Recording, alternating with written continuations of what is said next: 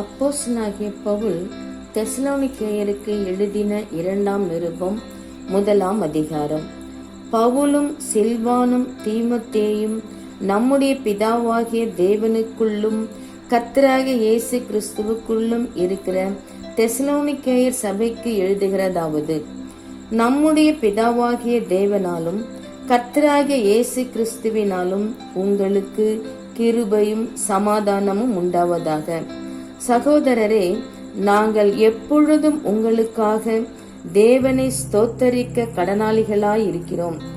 உங்கள் விசுவாசம் மிகவும் பெருகுகிறபடியினாலும் நீங்கள் எல்லாரும் ஒருவரில் ஒருவர் வைத்திருக்கிற அன்பு அதிகரிக்கிறபடியினாலும் அப்படி செய்கிறது தகுதியாயிருக்கிறது. நீங்கள் சகிக்கிற சகல துன்பங்களிலும் உபத்திரவங்களிலும் பொறுமையையும் விசுவாசத்தையும் காண்பிக்கிறது நிமித்தம் உங்களை குறித்து நாங்கள் தேவனுடைய சபைகளில் மேன்மை பாராட்டுகிறோம். நீங்கள் தேவனுடைய ராஜ்யத்தின் நிமித்தம் பாடு அனுபவிக்கிறவர்களாயிருக்க அந்த ராஜ்யத்திற்கு நீங்கள் பாத்திரரென்றெண்ணப்படும்படிக்கு தேவன் நியாயமான தீர்ப்பு செய்கிறவர் என்பதற்கு அதுவே அத்தாட்சியாயிருக்கிறது. உங்களை உபத்திரவப்படுத்துகிறவர்களுக்கு உபத்திரவத்தையும் உபத்திரவப்படுகிற உங்களுக்கு என்னோடு கூட இளைப்பாறுதலையும் பிரதிபலனாக கொடுப்பது தேவனுக்கு நீதியாயிருக்கிறதே. தேவனை அறியாதவர்களுக்கும் நம்முடைய கர்த்தராகிய இயேசு கிறிஸ்துவின் சுவிசேஷத்திற்கு கீழ்ப்படியாதவர்களுக்கும் நீதியுள்ள ஆக்கினையை செலுத்தும்படிக்கு கர்த்தராகிய இயேசு தமது வல்லமையின் தூதரோடும் ஜுவாலித்து எரிகிற அக்கினியோடும் வானத்திலிருந்து வெளிப்படும் போது அப்படியாகும். அந்நாளிலே தம்முடைய பரிசுத்தவான்களில் மகிமைப்படத்தக்கவராயும் நீங்கள் எங்களுடைய சாட்சியை விசுவாசித்தபடியினாலே உங்களிடத்திலும் விசுவாசிக்கிறவர்கள் எல்லாரிடத்திலும் ஆச்சரியப்படத்தக்கவராயும் அவர் வரும்போது அவர்கள் கர்த்தருடைய சன்னிதானத்திலிருந்தும் அவருடைய வல்லமை பொருந்திய மகிமையிலிருந்தும் நீங்களாகி நித்திய அழிவாகிய தண்டனையை அடைவார்கள்.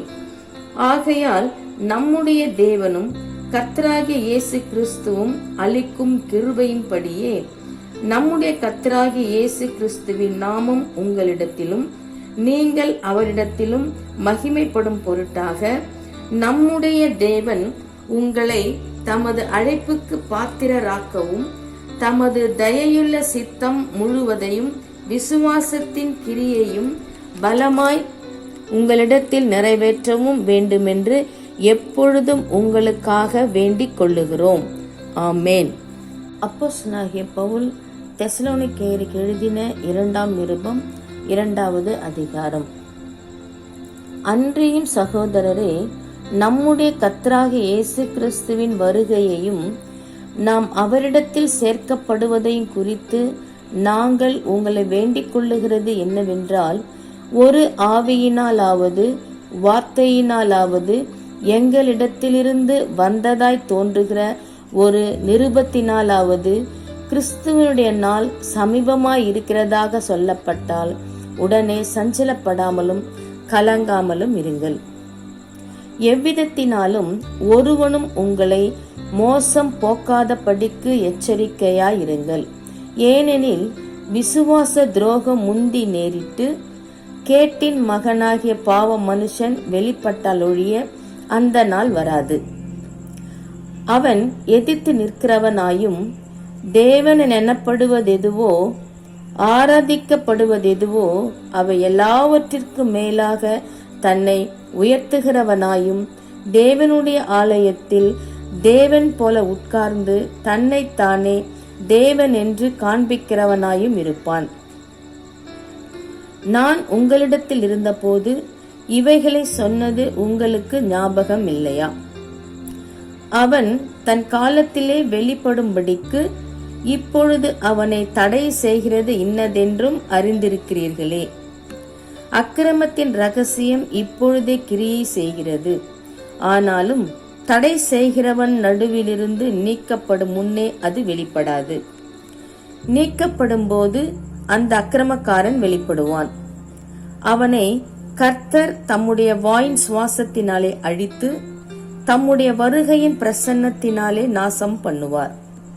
அந்த அக்கிரமக்காரனுடைய வருகை சாத்தானுடைய செயலின்படி சகல வல்லமையோடும் அடையாளங்களோடும் பொய்யான அற்புதங்களோடும் கெட்டு போகிறவர்களுக்குள்ளே அநீதியினால் உண்டாகும் சகலவித வஞ்சகத்தோடும் இருக்கும்.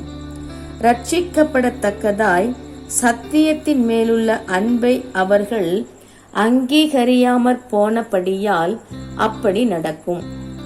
ஆகையால் சத்தியத்தை விசுவாசியாமல் அநீதியில் பிரியப்படுகிற யாவரும் ஆக்கினைக்குள்ளாக்கப்படும்படிக்கு அவர்கள் பொய்யை விசுவாசிக்கத்தக்கதாக கொடிய வஞ்சகத்தை தேவன் அவர்களுக்கு அனுப்புவார். கர்த்தருக்கு பிரியமான சகோதரரே, நீங்கள் ஆவியினாலே பரிசுத்தமாக்கப்படுகிறதினாலும் சத்தியத்தை விசுவாசிக்கிறதினாலும் ரட்சிப்படையும்படிக்கு ஆதி முதல் தேவன் உங்களை தெரிந்து கொண்டபடியினாலே நாங்கள் உங்களை குறித்து எப்பொழுதும் தேவனை ஸ்தோத்தரிக்க கடனாளிகளாயிருக்கிறோம். நீங்கள் நம்முடைய கர்த்தராக இயேசு கிறிஸ்துவின் மகிமையை அடையும் பொருட்டாக எங்கள் சுவிசேஷத்தினாலே அந்த ரட்சிப்புக்கு அவர் உங்களை அழைத்தார். ஆகையால் சகோதரரே, நீங்கள் நிலை கொண்டு வார்த்தையினாலாவது நிருபத்தினாலாவது நாங்கள் உங்களுக்கு உபதேசித்த முறைமைகளை கைக்கொள்ளுங்கள்.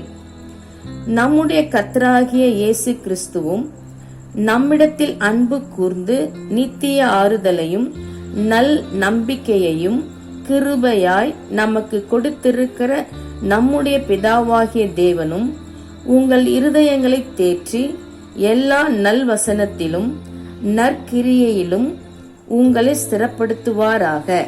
ஆமேன். அப்போஸ்தலனாகிய பவுல் தெசலோனிக்கேயருக்கு எழுதின 2ஆம் நிருபம் 3ஆம் அதிகாரம். கடைசியாக சகோதரரே, உங்களிடத்தில் கர்த்தருடைய வசனம் பரம்பி மகிமைப்படுகிறது போல எவ்விடத்திலும் பரம்பி மகிமைப்படும்படிக்கும் துர்க்குணராகிய பொல்லாத மனுஷர் கையினின்று நாங்கள் விடுவிக்கப்படும்படிக்கும் எங்களுக்காக வேண்டிக் கொள்ளுங்கள். விசுவாசம் எல்லாரிடத்திலும் இல்லையே. கர்த்தரோ உண்மையுள்ளவர். அவர் உங்களை ஸ்திரப்படுத்தி தீமை நின்று விலக்கி காத்து கொள்ளுவார்.